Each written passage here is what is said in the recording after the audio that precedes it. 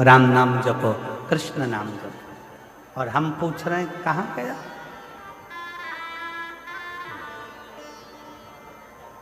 यही गलती है हमारी। हम मंदिर में जाकर क्या करते हैं?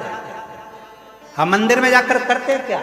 एक लोटा जल हम चढ़ा रहे हैं। और पहले भी कथा में कहा, तुम्हारा पूरा एक लोटा जल शंकर जी को चढ़ना चाहिए, क्योंकि दुनिया के कई लोग कहते हैं कि हम जल चढ़ा रहे हैं, इतने दिन हो गए जल चढ़ाते, इतने दिन हो गए जल चढ़ाते, इतने दिन हो गए जल चढ़ाते, शंकर जी हमारी नहीं सुन रहा है, शिव जी हमारी नहीं सुन रहा है, पड़ोसी की सुन ली, तुम्हारी क्यों नहीं सुनी? उसका कारण यह है कि तुम्हारा एक लोटा जल शंकर जी को नहीं चढ़ रहा है, तुम्हारी दृष्टि में अभी भी भेद है। इसलिए आप लोगों से कहा था कि ये शिवलिंग, ये जलाधारी, ये जल बहने का स्थान, जिस पे शिवलिंग रखा है वो पार्वती जी का हस्त कमल है। जहाँ से पानी बहता है वहाँ राइट में गणेश जी, लेफ्ट में कार्तिकेय जी, बीच में अशोक सुंदरी। शिवलिंग के ऊपर जो बूंद बूंद पानी टपक रहा है वह शंकर जी की 5 लड़कियां, जया, विषहरा, शामली बारी, दौतली।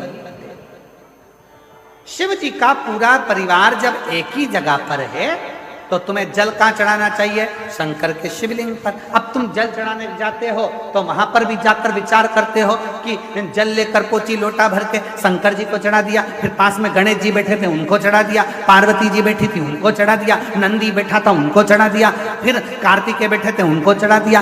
अब सियोर वाला बाबा बोला कि एक लोटा जल सारी समस्या का हल।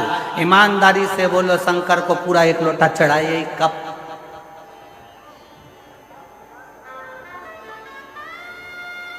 वो एक लोटा जल लेकर गई थी, उसी में शंकर जी को चढ़ा दिया, उसी में गणेश जी को चढ़ा दिया, उसी में पार्वती जी को चढ़ा दिया, उसी में कार्तिकेय जी को चढ़ा दिया। वो एक लोटे जल का तुमने विभाजन कर दिया।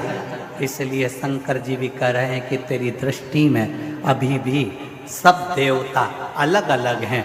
जिस दिन एक शिवलिंग में तुझे राम, कृष्ण, देवी, देवता, गणेश सबका दर्शन होने लगे, समझ लेना उस दिन तेरा दुख समाप्त होना प्रारंभ हो। दिन तेरा दुख समाप्त होना पर हम शिव के वो एक लोटे जल को समझ ही नहीं पाते। और आप में से कई लोग होंगे जो ये गलती करते होंगे, ऐसा नहीं कि नहीं करते होंगे। एक लोटा जल चढ़ाना, गणेश जी को चढ़ा दिया, पार्वती जी को चढ़ा दिया, नंदी को, एक लोटा जल पूरा। जब हमारे यहाँ शंकर जी के मंदिर में टूटा हुआ नारियल नहीं चढ़ता, शिव जी के मंदिर में टूटा हुआ चावल का दाना नहीं चढ़ता, शिव जी के मंदिर में टूटी हुई सामग्री नहीं चढ़ती, तो आधा लोटा जल क्या करेंगे बोले ना? पूर्ण समर्पण, पूर्ण समर्पण। और जब पूर्ण समर्पण होगा तो वो सुख अपने आप आपको मिलेगा। महाराज, शिव को रिझाना, भगवान शंकर को रिझाना बहुत सरल।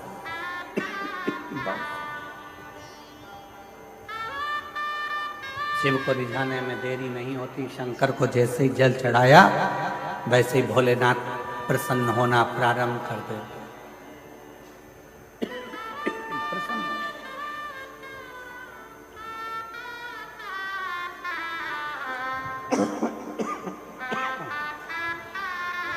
शिव करुणा के साथ, इसलिए शिव महापुराण की कथा में भगवान शंकर की पवित्र चरित्र में वर्णन है। शिव को रिझाने का तरीका बिल्कुल सहज है।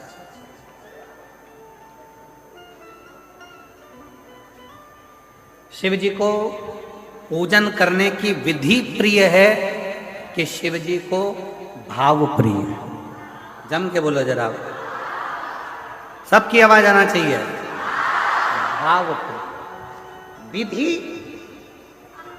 शिव को कोई बहुत ज्यादा विद्वान हो तो वो विधि से पूजन करे, पर शंकर विधि से ज्यादा भाव से प्रसन्न, भाव से।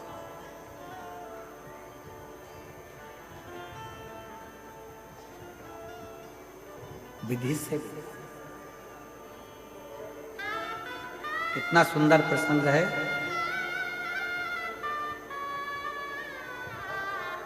जलंधर की पत्नी वृंदा,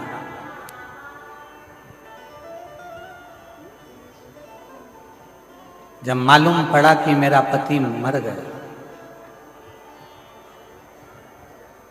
मारने वाले शिव थे, सातित्व को भंग करने वाले नारायण थे। नारायण के सामने वृंदा जाकर खड़ी होकर कहती है, अरे नारायण भगवान, तुमने मेरा सातित्व डिगा दिया। जैसे शिव जी की पत्नी सती जलकर भस्म हुई थी, वैसे ही आज मैं भी भस्म हो जाती। राख का ढेर बन गई वृंदा, राख का ढेर।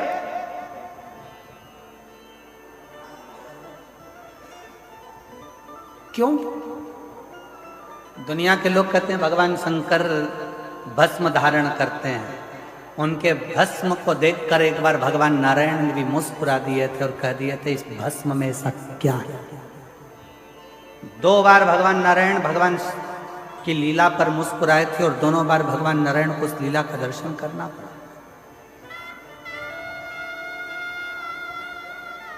शिव के तन पर चढ़ी हुई भस्म, माता सती के शरीर की चढ़ी हुई भस्म देखकर भगवान नारायण सुदर्शन चलाने से पहले हंस दिए। भगवान, आपके तन पर भस्म।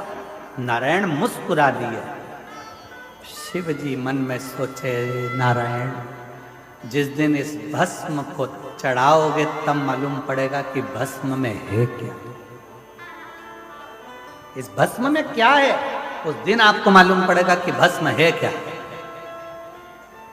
ऐसा मौका नारायण भगवान के पास कभी नहीं आया कि भगवान नारायण भस्म चढ़ा रहे। पर एक मौका आया जब जलंधर की धर्म पत्नी वृंदा अपना सातित्व भंग होने के बाद अपने शरीर को जलाकर भस्म कर देती है, राख का ढेर बन जाती है। तब नारायण की आंख में आंसू भरा था और नारायण ने उस वृंदा की भस्म को अपने तन पर धारण कर लिया था। तन पर।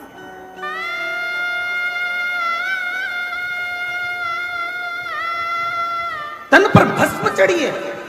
लोग कहते हैं भगवान शंकर के तन पर भस्म थी। शिव महापुराण, स्कंद पुराण, कुर्म पुराण कहती है कि भगवान नारायण के तन पर भी भस्म थी। शिव ने सती की भस्म धारण करी थी और भगवान नारायण ने वृंदा की भस्म धारण करी थी। और जो सती माता भस्म के रूप में प्रकट हुई, उससे बेलपत्री का वृक्ष उत्पन्न हुआ। और जो वृंदा भस्म के रूप में प्रकट हुई नारायण के स्पर्श से, वो तुलसी का पौधा के रूप में प्रकट हुआ। भस्म साधारण, तन पर शिव के भस्म है।